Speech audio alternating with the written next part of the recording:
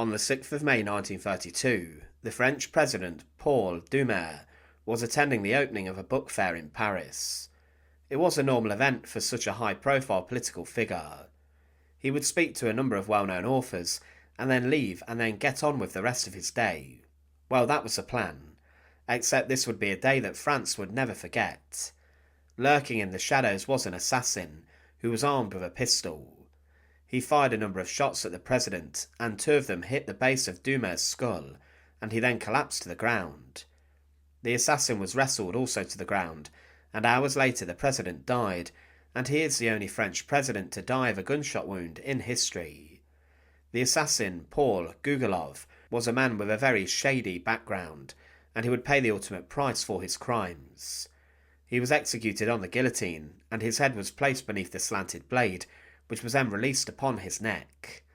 Today we look at the execution of the man who shot a French president. To support our channel, please make sure to subscribe.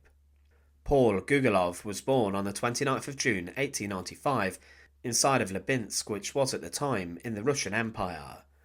After he was born, his parents abandoned him, and he was then later adopted by someone in a local village.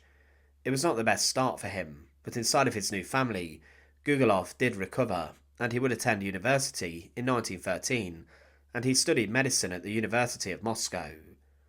During World War I, he was sent to serve on the front lines, and helped injured Russian soldiers recover, but of course their effort in the conflict was rather terrible, and eventually they would withdraw from the conflict altogether as civil war broke out inside of the country. Specifically during World War I, Paul Gorguloff was injured badly by a grenade which exploded near to him, and shrapnel littered his face and head, and after this he was sent back home and resumed his studies. He was treated in 1916 for syphilis, but during the Russian Revolution he served as a medical nurse with the White Army, fighting against the Bolsheviks. He was based in different areas and rose throughout the medical ranks, but during the conflict he remained as a medical official. After this he then moved out of the country and lived illegally inside of Czechoslovakia. He attended a local university and then spent a few years performing illegal terminations upon women. Gorguloff was not the most stable person.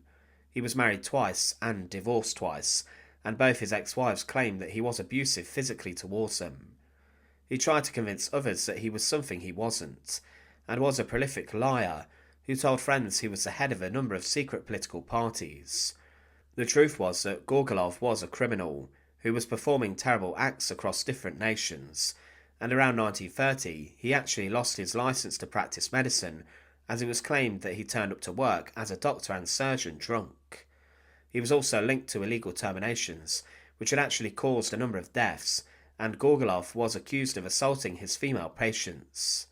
Some of his colleagues claimed he was a charlatan who was a quack, and often extorted his patients for huge sums of money, claiming medicine he was selling them would cure them.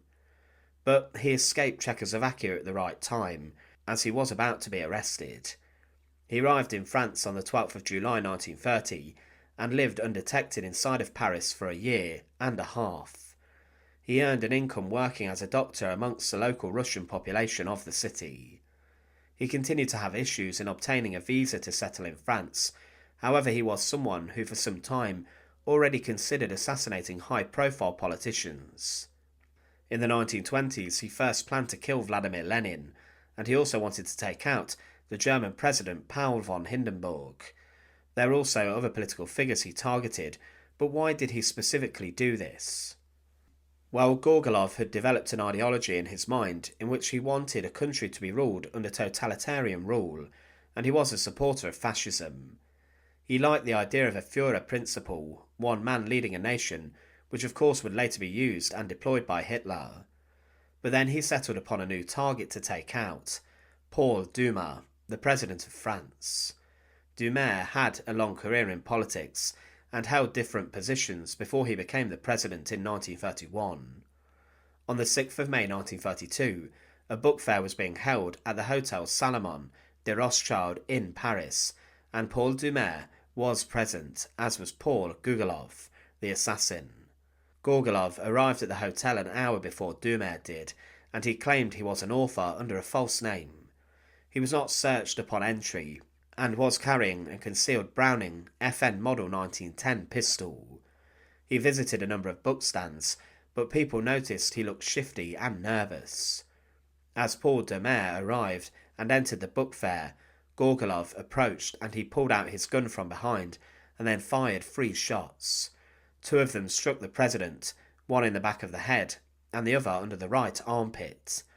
Authors who were present managed to wrestle Gorguloff to the ground until the police came, and the president was rushed to hospital but died the next day. After being arrested, he wrote a full confession, claiming that the assassination was a form of protest against the treatment of white Russians in Europe and was against the positive relations France had with other countries and the Soviet Union. He also claimed he'd been involved in assassination attempts of other politicians and had even been attempting to derail a train. His trial began on the 25th of July 1932, and people came in to testify about his mental status, and some claimed he was mentally ill. Gorguloff denied this, and at trial he was noted for his strange and bizarre behaviour, and he regularly began to chant out loud. On the final day of his trial, he even tore open his shirt and begged for the court to kill him. He was sentenced to death, and the jury rejected the idea that he was insane. Gorguloff himself welcomed the death penalty, and he thought he would become a martyr. He was then sent to La Santé prison in Paris to await his death. On the 14th of September 1932, Paul Gorguloff was informed that he was to be executed within just a matter of hours. He made his final arrangements, and then was led out of his cell into the execution chamber within the prison, where the guillotine was waiting for him.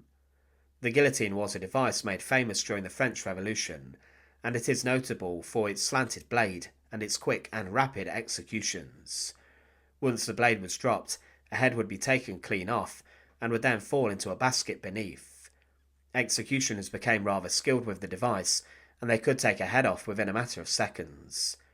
Inside the chamber of death, Paul Gorguloff's final words were, "Russia, my country," as the executioner's assistant secured him under the bascule and under the slanted blade.